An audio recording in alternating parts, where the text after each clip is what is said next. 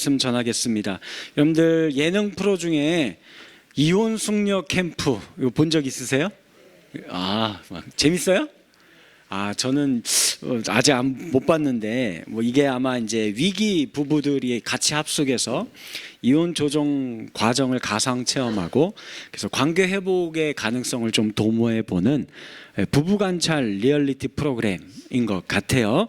근데 그러니까 이제 소재가 자극적이겠죠. 그래서 원래 저는 좀 자극적인 거 안 좋아해서 좀 본 적은 아직은 없는데 전에 교육자들과 얘기를 나누다가 목사님 이 프로그램이 긍정적인 효과가 있습니다라고 이야기를 하더라고요. 그 무슨 긍정적인 효과가 있을까요? 했더니 이렇게 얘기를 해요. 세상에 저런 남편 저런 아내도 있구나. 그래서 내 옆에 있는 아내와 남편이 이게 둘도 없는 천사구나. 그러니 그냥 잘 살아보세. 이렇게 하는 그 부부들이 가정들이 많이 생겨나게 된다. 좀 우픈 현실인 것 같아요.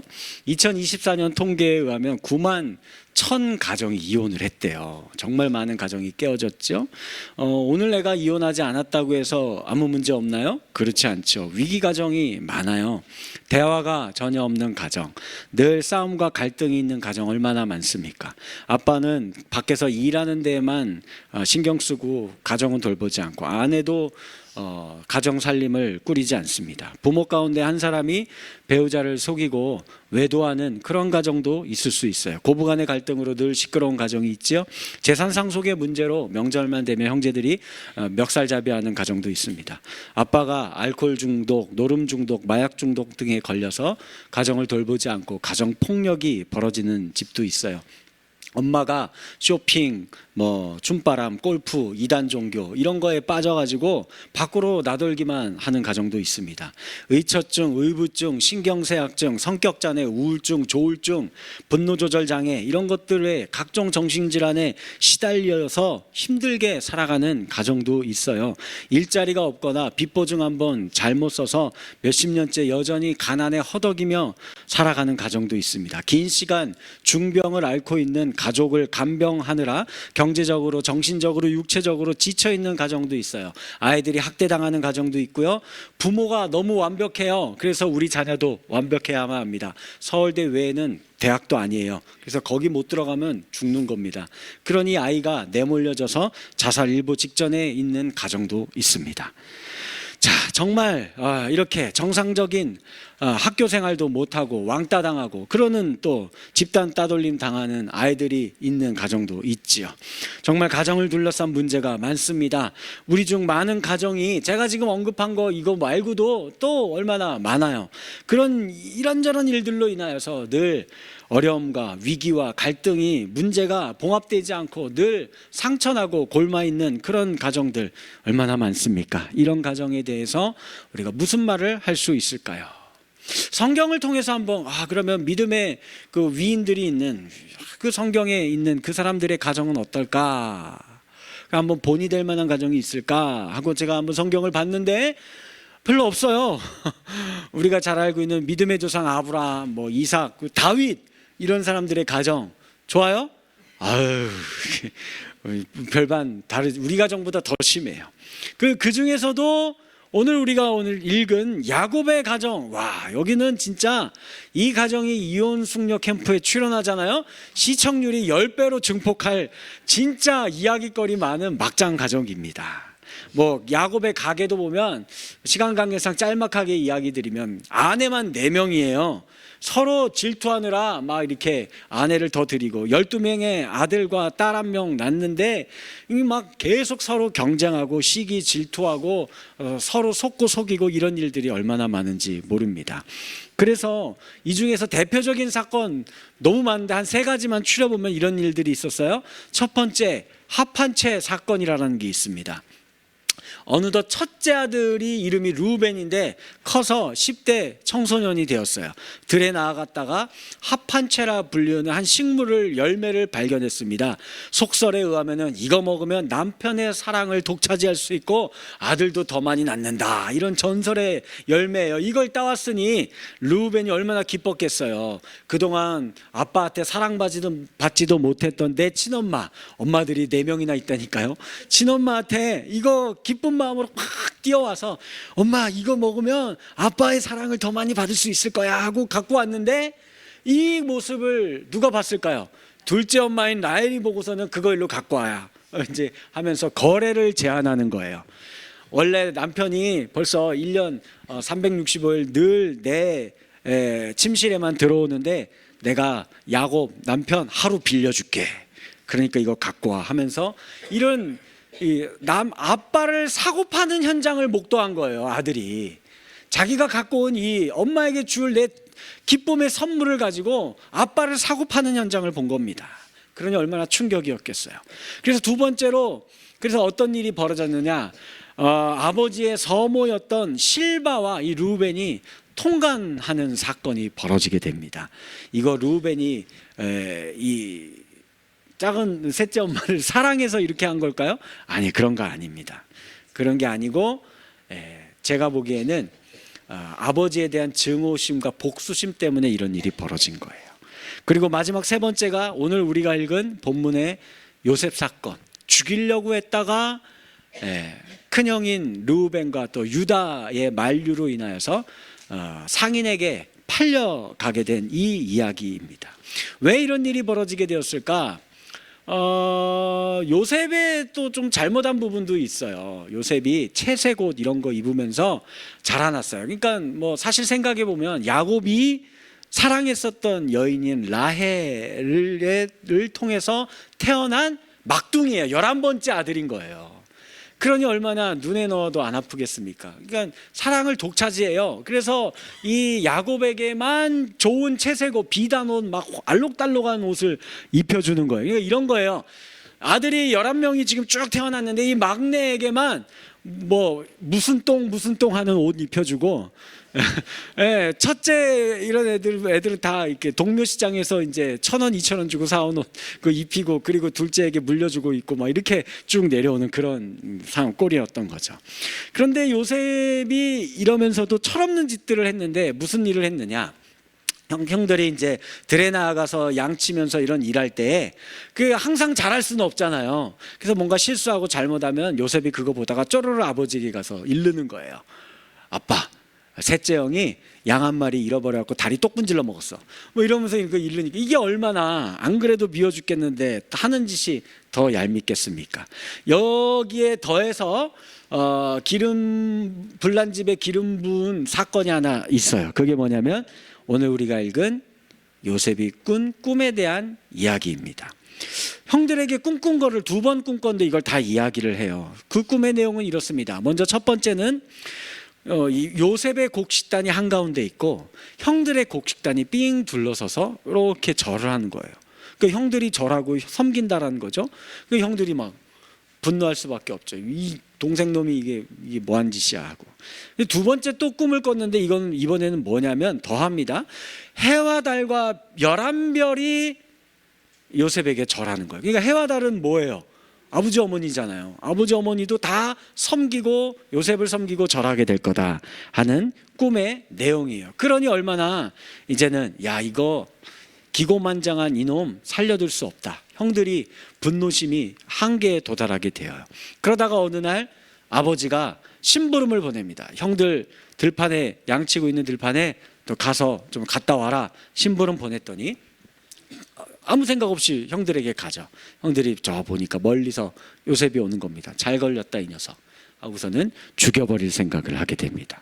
그러다가 루벤과 유다에 의하여서 죽지는 않고 이스마엘의 상인의 손에 은 20냥의 노예로 팔려가게 된 거예요.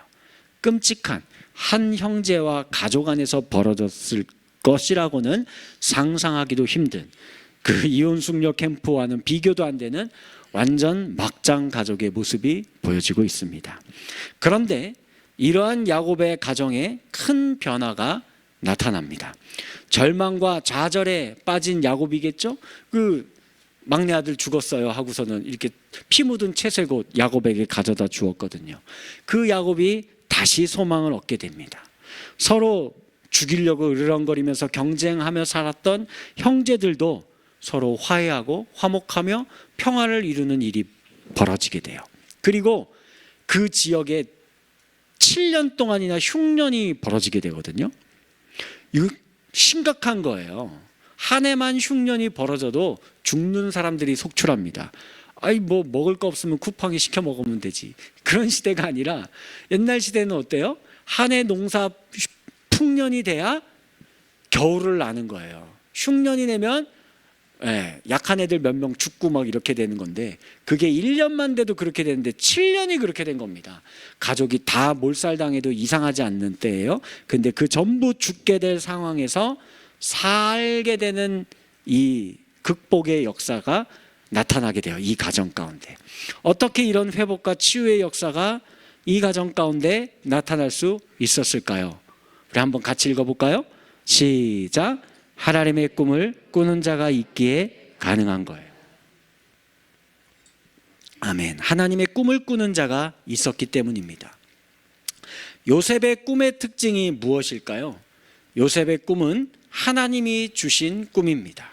자기가 원하는 것을 꿈꾼 게 아니에요. 우리가 보통 꿈이라고 하면 내가 커서 이런 사람이 되고 싶다, 이런 거 하고 싶다 하는 자기가 바라고 소망하는 것들에 대해서 이야기를 하잖아요. 그러나 요셉의 꿈은 그런 게 아니었습니다. 하나님이 찾아오셔서 요셉에게 꿈을 꾸게 하시고 환상을 보여주신 거예요. 아이 목사님, 요셉이니까 그러니까 꿈도 꾸고 환상도 보고 한 거죠. 저는 그런 거 한 번도 한 적 없습니다. 저희에게는 하나님이 이런 꿈과 환상 보여주신 적 없어요 라고 생각하시는 분들이 계십니까? 아니에요. 그런 거 얘기하는 게 아닙니다. 성경에서 말하는 꿈과 환상은 무슨 뭐 앞으로 되어질 일을 보여주는 예지몽 이런 거 개념이 아니에요. 성경을 보면 꿈을 꾸는 사람이 한 명 더 등장해요. 누굴까요? 다니엘이에요. 꿈과 환상을 해석하는 자 다니엘이에요. 다니엘의 꿈과 환상은 무엇이었을까요? 다니엘서 9장 2절 말씀 함께 보겠습니다. 다니엘서 9장 2절 시작. 곧 그 통치 원년에 책을 통해 여호와께서 말씀으로 선지자 예레미야에게 알려주신 그 연수를 깨달았나니 곧 예루살렘의 황폐함이 70년 만에 그치리라 하신 것이니라. 아멘. 자, 여기서 말하는 다니엘이 갖게 된 꿈과 환상이 뭐예요? 예레미야를 통해 기록된 하나님 말씀 두루마리예요.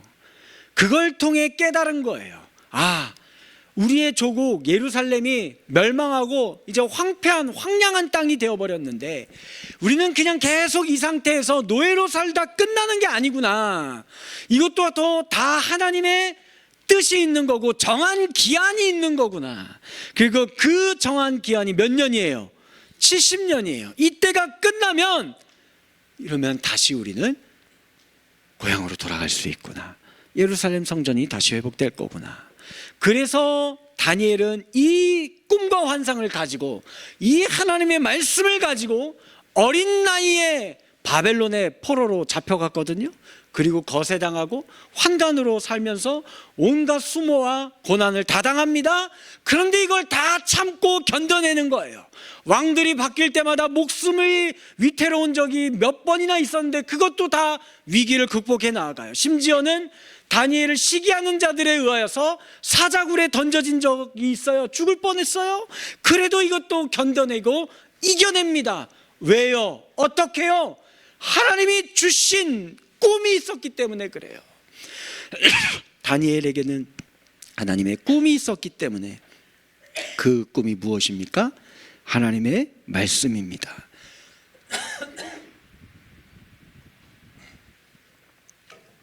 요셉도 마찬가지예요. 죄송합니다. 갑자기 살이 들려서. 요셉을 보면 요셉에게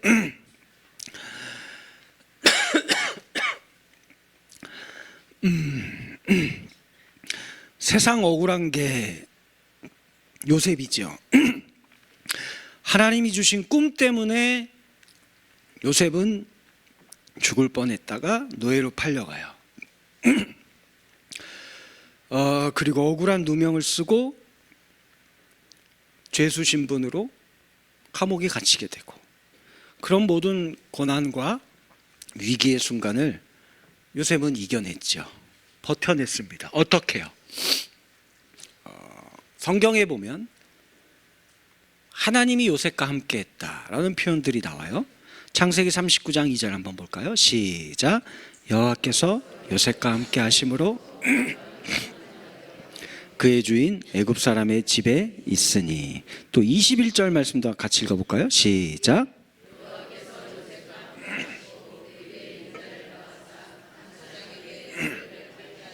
아멘. 자, 하나님이 지금 요셉과 함께 했다, 이런 표현들이 계속 나오는데 이게 무슨 의미일까요? 우리 게임하는 청년들 있잖아요. 그런 것처럼 보면은 이렇게 주인공 옆에 뭐가 이렇게 수호천사 같은 게 둥둥둥둥 떠다니고 그런 걸까요? 아니면 하나님이 보디가드가 되어서, 뭐 시대가 시대니까 총이 아니라 칼을 딱 차고선 어디를 가든지 요셉 막 이렇게 지켜주면서 이런 걸 이야기하는 걸까요? 아니겠죠. 그런 게 아니에요. 그럼 뭔 이야기할까요? 하나님의 말씀이 언제나 그와 함께 있었다라는 겁니다. 요셉이 꾼 꿈, 하나님이 주신 말씀이, 그게 요셉과 함께 했어요. 언제나 어디에 있든지. 여러분들은 어떠세요? 우리에게는, 여러분들은 꿈이 있으십니까? 꿈이 있어요? 없어요? 우리에게 있는 꿈, 우리에게는 훨씬 위대하고 명확하고 선명한 꿈이 있습니다. 그게 뭐예요? 여러분들 앞에 갖고 계신 거 있잖아요. 하나님의 말씀이에요. 이게 하나님이 우리에게 주신 꿈입니다. 이 하나님의 꿈을 갖고 믿으며 하나님과 함께하는 가정에는 하나님이 역사하십니다. 하나님이 회복시키십니다. 하나님이 형통케 하시는 축복을 내려주십니다. 그렇기에 우리 한번 읽어볼까요? 오늘 말씀을 이렇게 정리해봤습니다. 시작. 하나님의 꿈을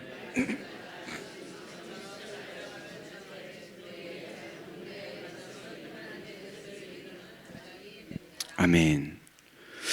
자, 오늘 우리가 읽은 말씀 가운데, 읽지는 않았지만 앞부분에 있는 창세기 37장 2절의 말씀을 보면요, 좀 이상한 부분이 하나 있어요. 같이 한번 읽습니다. 시작. 야곱의 족보는 이러하니라. 요셉이 17세의 소년으로서 그의 아버지의 아내들 빌하와 실바의 아들들과 더불어 함께 있었더니 그가 그들의 잘못을 아버지에게 말하더라. 자, 여기 보면 야곱의 족보는 이러하더라 라고 보통 성경이 이렇게 시작을 하면 그 다음 구절이 어떻게 등장하죠? 야곱이 누구를 낳고, 누구는 누구를 낳고 살다가 몇 세에 죽고, 누구는 또 누구를 낳고 몇 세에 죽고, 이런 내용 나오죠? 37장에 이런 내용 나와요? 안 나와요? 그럼 38장은요? 안 나와요? 39장은요? 안 나와요. 계속 안 나옵니다.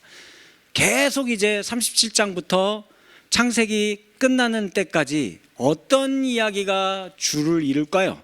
누구에 대한 이야기? 요셉 스토리가 펼쳐집니다. 아, 그럼 이거 성경 기자가 실수한 거네. 이거 쓰다가 받아 적다가 졸다가 지금 이렇게 졸다가 이거 잘못 적은 거 아니야? 라고 생각할 수 있는, 아니죠. 그런 거 아니고 의도적으로 이렇게 적힌 겁니다. 우리의 삶이, 우리의 가정이 야곱과 같아요. 야곱의 가정과 같습니다. 이런 우리의 삶과 가정을 치유하고 회복시킬 수 있는 한 사람이 필요해요. 그 사람이 누구예요? 하나님의 꿈을 꾸는 자 요셉이에요. 하나님의 말씀으로 보냄받은, 우리의 가정 가운데 세상 가운데 보냄받은 자 예수 그리스도입니다. 요셉이 보면 딱 그 모습이죠. 요셉은 예수 그리스도의 예표예요. 그 야곱의 가정의 모든 갈등과 시기와 미움과 질투, 사기, 살인, 형제를 팔아넘기는 거, 이런 모든 죄와 허물의 무거운 짐을 요셉 혼자 짊어져요. 그리고 노예로 팔려가고 누명 쓰고 억울하게 감옥에 갇히고, 이거 누구의 스토리예요? 예수님 이야기잖아요. 예수님도 은삼십에 팔려가서 결국은 우리를 위해 죽으신 것. 그러니 이 예수 그리스도가 우리 가정 가운데 임할 때에 우리의 삶도 똑같이 우리 야곱의 가정처럼 회복과 치유와 구원의 역사가 나타나는 줄 믿으시기 바라겠습니다. 이 예수님이 바로 야곱과 같은 나의 삶과 우리의 깨어진 가정을 다시 회복시키시고 생명으로 충만하게 채워주시는 분이세요. 그런데 이 하나님이 주신 꿈이라고 했잖아요. 꿈꾸는 자 요셉은 하나님이 주신 꿈을 꿔요. 이 하나님의 말씀을 받고 꿈꾸는 자의 삶을 살아가는 자는 이게 좀 달라요. 세상에 있는 내 꿈이 이루어졌어 이런 개념과 좀 다릅니다. 하나님의 나라에 이 꿈이 이루어지는 역사를 창출해내는 가정이 됩니다. 그 말이 뭘 이야기하느냐? 처음 아브라함에게 꿈을 주었죠. 너가 복의 근원이 될 것이다. 너의 자손들이 하늘의 별과 같이 땅의 모래와 같이 될 거다. 그 말씀이 이루어지잖아요. 그 이루어지는 과정 가운데 우리 가정이 세움받고 쓰임받게 된다라는 것입니다. 숲속에는 나무들이 자라고 있습니다. 큰 나무가 말했어요. 나는 커서 요람이 될 거야. 아기들이 너무 예쁘고 사랑스럽거든. 두 번째 나무가 이야기합니다. 나는 커서 큰 배가 될 거야. 바다는 넓잖아. 넓은 바다를 항해하고 싶어. 셋째 나무가 말했습니다. 나는 지금 이대로가 좋아. 하늘을 향해 쭉쭉 뻗어서 하나님만 생각하는 게 나는 제일 좋아. 이렇게 얘기했어요. 세월이 흘러 나무들이 자랐을 때 사람들이 와서 이제 나무를 베어다가 사용하죠. 첫 번째 큰 나무를 베어다가 요람으로 만들었을까요? 아니에요. 마구간, 마구통, 구유통으로 만들었습니다. 속상했어요. 실망했습니다. 그러나 그 구유통에 누가 왔을까요? 예수님이 찾아온 예수님을 누인 요람이 되었습니다. 둘째 나무는 조그만한 배가 됐어요. 그냥. 근데 그 배의 주인이 시몬이래요. 그래서 뭐 이런 작은 배로 내가 만들어졌을까 툴툴대고 있었는데 예수님이 타셔서 말씀을 전하시고, 그리고 그 조그만한 배로 연태까지 다른 배들은 경험해 보지도 못한 엄청나게 많은 고기를 잡은 이런 기적을 담은 배로 쓰임받게 됩니다. 세 번째 나무도 베어졌어요.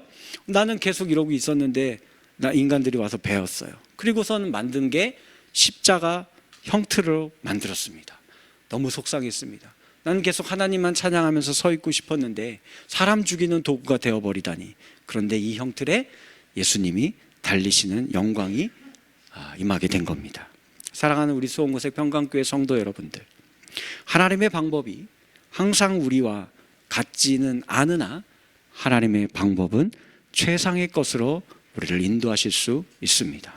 저와 여러분들의 가정이 하나님의 뜻을 이 땅 가운데 이루어가는 하나님 나라 숲의 믿음의 나무들로 세워지기를 주님의 이름으로 간절히 축복합니다. 말씀을 맺겠습니다. 다하라 요네코라는 일본 여성이 한 분 있어요. 18살 소녀 때 엄마가 갑자기 죽게 됐어요.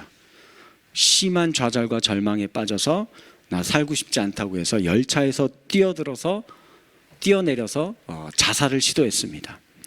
그런데 죽지 않고 살아났는데 온전한 몸으로 살아있을 리가 없죠. 두 다리와 한 팔을 잘라내야 했고 남은 한 손도 손가락 3개밖에 남지 않았어요. 이런 모습으로 깨어낸 자신의 모습을 보고 더 비참하게 여기고 내가 이제는 진짜 더 살 소망이 없다 하고 처방전 나오는 수면제를 하나 둘 모으기 시작했습니다.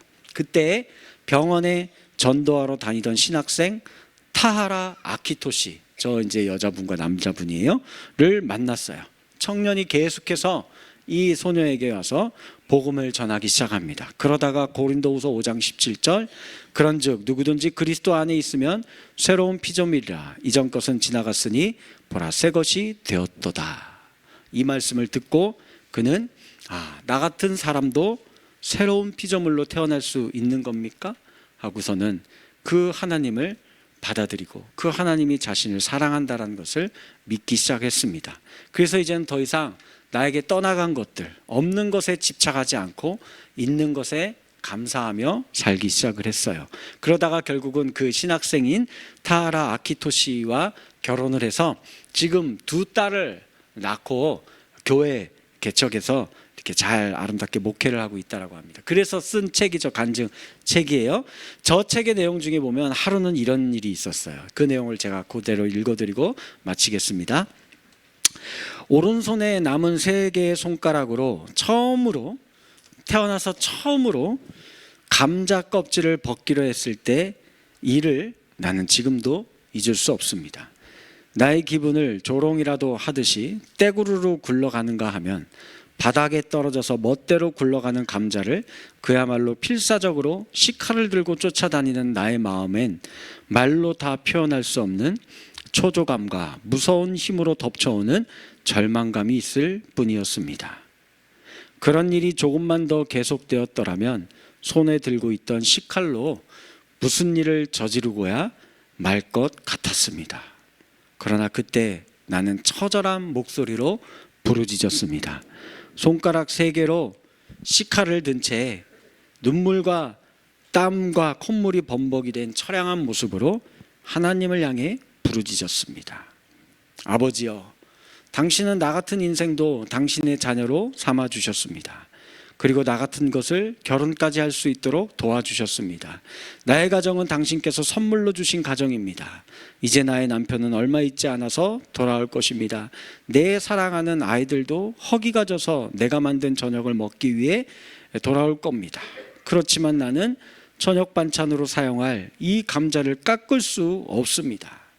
당신은 나의 이 약함을, 이 처량한 상태를 무엇 하나 빼놓지 않고 다 아실 뿐만 아니라 오늘까지 나를 인도해 오지 않으셨습니까?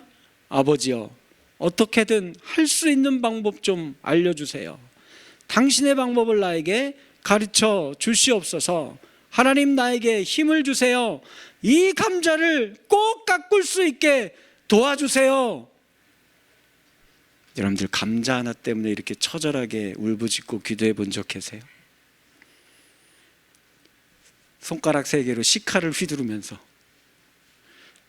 이 여인에게는 이게 죽고 사는 문제였어요. 또 읽어드리겠습니다.